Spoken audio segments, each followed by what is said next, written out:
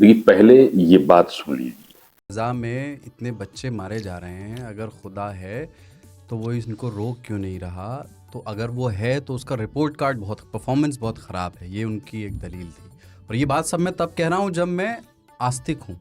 उसके बाद में मतलब मैं ये भी बता देना ज़रूरी है कि where I am coming from. मैं सिर्फ भाषाई नज़रिए से बात कर रहा हूँ कि जावेद अख्तर की ही इस लैंग्वेज को इस तरह से कहा जा सकता है कि दुनिया में बहुत सारा जुल्म ऐसा भी हुआ है जिसमें गैर मुस्लिम मारे गए हैं।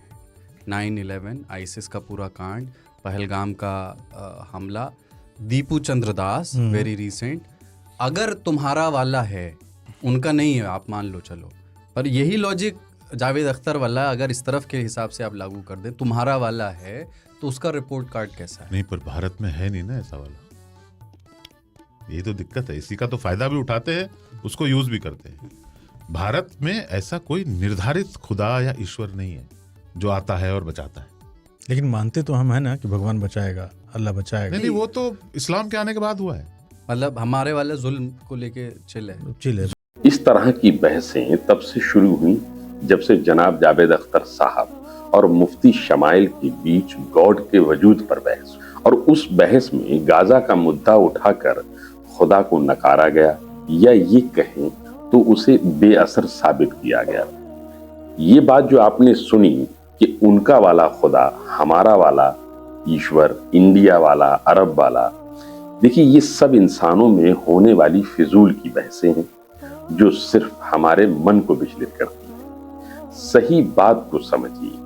देखिए, उस बहस में, अगर आपने उस बहस को सुना हो, तो मुफ्ती शमाइल ने जो तर्क दिया कि इंसान के पास फ्री विल है और खुदा ऐसे दर्द या मौतों से इंसान को आजमाता है, जिस पर जावेद अख्तर साहब एकदम से विचलित हुए और उन्होंने कहा कि क्या खुदा 10 साल के बच्चे को बम से उड़ाकर आजमाएगा?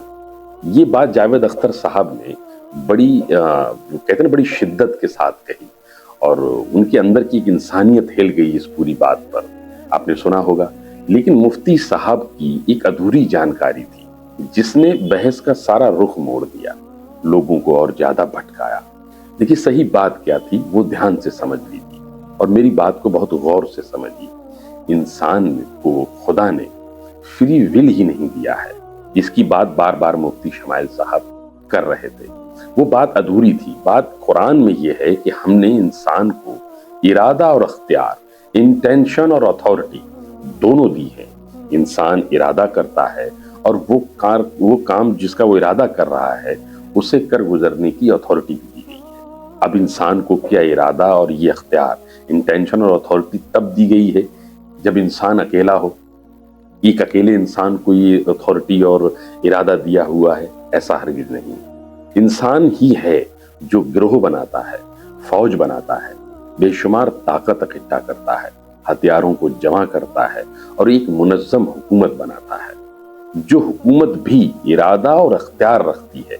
बात को समझ लीजिए, जो ताकत इंसान ने इकट्ठी की है वो भी एक इरादा, इंसानों की तरह ही वो भी एक इरादा और अख्तियार दोनों रखती है। लेकिन जब ताकत अपनी कुव्वत या कोई एक मुनज़्ज़म हुकूमत अपनी कुव्वत और ताकत का जब इस्तेमाल करती है, इरादा और अख्तियार यानी फ्री विल का जब वो इस्तेमाल करती है, और जब वो बहुत ताकतवर हुकूमत होती है तो कमजोर को तहस नहस कर देती है।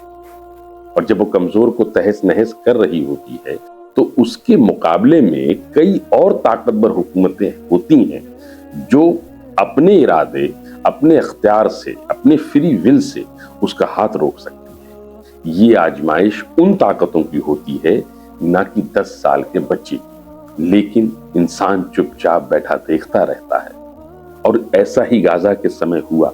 क्या कोई और ताकत उसका हाथ रोकने आई? बस इल्जाम खुदा और ईश्वर पर डालने बैठ गई। एक ताकत थी उस वक्त भी जो दुनिया के पटल पर या यूएनओ में आप कहें तो चिल्ला रही थी और ये कह रही थी कि ये जुल्म हो रहा है। अपनी हैसियत और अपने ताकत के हिसाब से उसे रोकने की कोशिश कर रही थी। क्या हमने दुनिया में नहीं देखा? अब ये बात क्या अकेली हुकूमतों पर ही लागू होती है? ऐसा नहीं। कई अकेले इंसान भी थे, जिनमें वानी अग्रवाल, जिसने माइक्रोसॉफ्ट की करोड़ों डॉलर की नौकरी छोड़ दी और उन्हीं के 50वीं सालगिरह इवेंट पर उस एक लड़की ने चिल्ला चिल्ला कर कहा कि गाजा पर जुल्म हो रहा है, गाजा के बेगुनाह बच्चे मारे जा रहे हैं और माइक्रोसॉफ्ट की तकनीक का इस्तेमाल किया जा रहा है।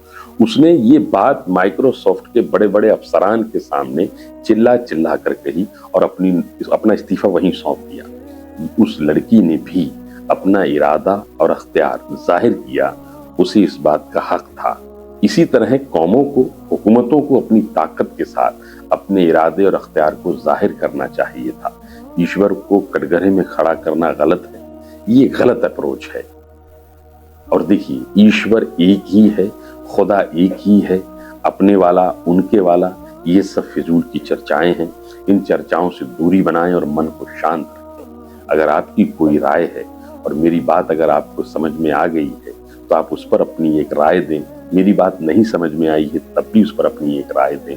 आपकी जो भी राय है वो कमेंट में जरूर बताएं। Thank you for watching.